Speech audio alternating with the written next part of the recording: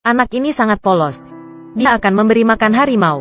Meskipun bahaya, dia meraih ke dalam sangkar besi. Harimau itu dengan hati-hati mendekat. Lihatlah potongan daging di tangan anak itu.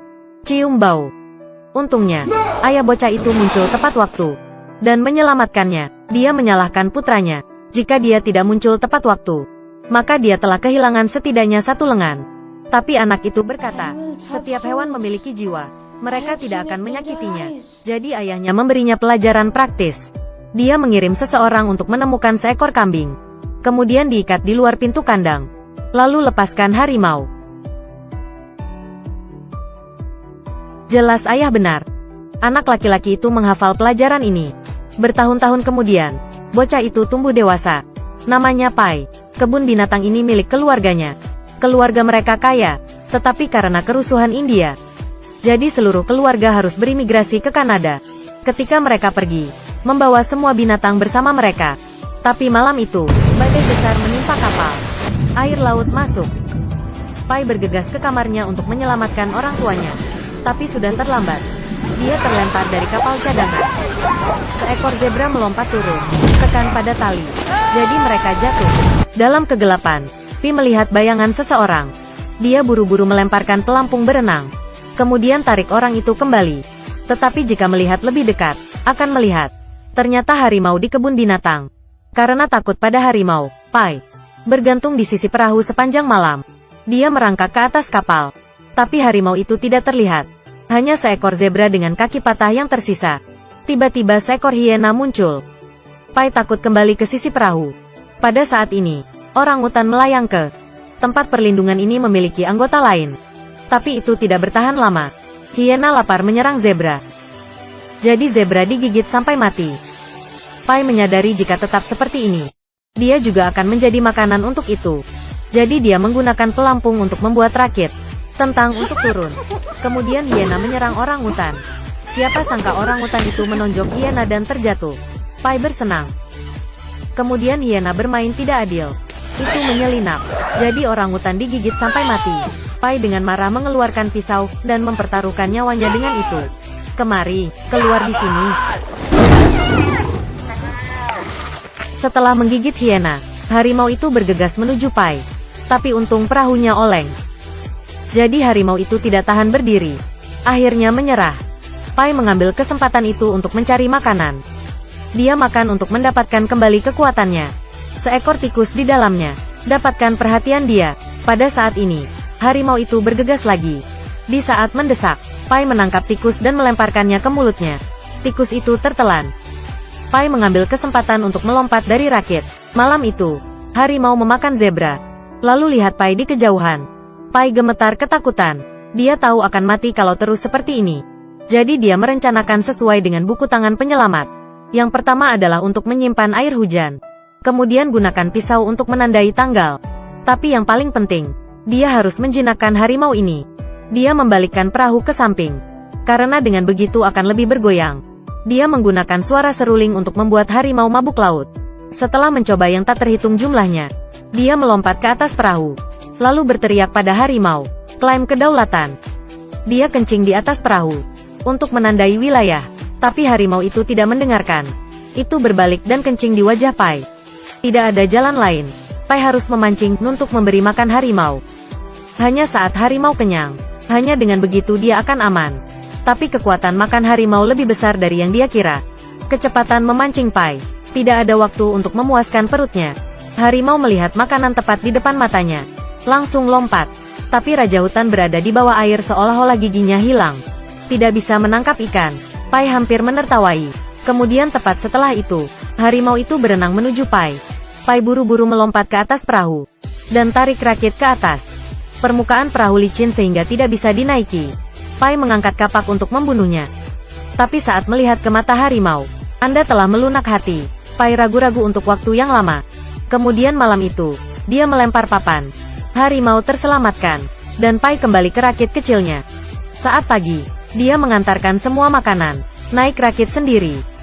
Pada saat ini, seekor ikan besar masuk ke jaring. Pai mengangkat kapak dan memukulnya. Menyaksikan tubuh ikan berangsur-angsur kehilangan warnanya. Dia menangis. Karena ini adalah pertama kalinya dia membunuh Setelah memohon ampun kepada Tuhan, dia melemparkan ikan ke perahu untuk harimau. Malam itu, lautnya anehnya tenang. Ubur-ubur bercahaya yang tak terhitung jumlahnya.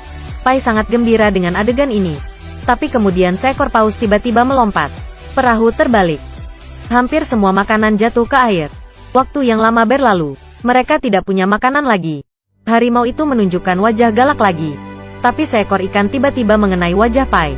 Diikuti oleh yang kedua, yang ketiga. Mereka menoleh untuk mencari tahu. Ikan yang tak terhitung jumlahnya terbang ke arah mereka. Harimau itu mulai banyak makan. Pada saat ini, seekor ikan besar jatuh. Harimau itu melemparkannya ke bawah. Pai menyadari, ini adalah kesempatan bagus untuk memenangkan posisi.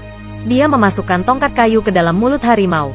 Setelah salah satu raungannya, harimau itu akhirnya menundukkan kepalanya. Untuk menjinakkannya sepenuhnya, dia mengasah tongkat kayu, lalu pancing dengan daging ikan. Buat harimau mengerti bahwa makan harus dipatuhi. Dia akhirnya berhasil mengejarnya ke dalam palka perahu. Suatu hari mereka menemukan paus. Tapi perhatikan baik-baik, kemudian mereka melihat sebuah perahu. Pai buru-buru menembakkan pistol untuk memberi sinyal minta tolong. Tapi menggunakan semua alat. Perahu masih tidak dapat terdeteksinya. Pai terlihat kecewa ke arah harimau. Dia harus melanjutkannya. Namun lambat laun, Pi dan harimau mulai saling memahami. Dari sikap bermusuhan, menjadi pendamping. Di malam hari, Pai curhat pada harimau. Itu hanya mengangkat kepalanya untuk melihat bintang-bintang. Dalam kegelapan, mereka saling menyembuhkan. Tapi tidak lama kemudian, cuaca menjadi buruk. Harimau itu masuk ke kompartemen perahu. Selanjutnya, badai dahsyat datang. Perahu didorong naik turun oleh ombak. Jadi setelah waktu yang sangat lama, mereka akhirnya menunggu badai berlalu. Lihatlah harimau yang sekarat. Pai dengan lembut meletakkan kepalanya di pangkuannya. Seperti itu, mereka diam-diam menunggu kematian datang. Tidak tahu berapa lama lewati saat Pai bangun. Kemudian mereka terdampar di sebuah pulau. Pai mematahkan cabang sesuatu, lalu kunyah. Saat melangkah ke dalam, dia melihat pemandangan yang aneh. Di pulau ini ada musang yang tak terhitung jumlahnya. Pai berjingkat ke tengah pulau. Ada danau yang jernih di sana. Dia minum air sambil berenang.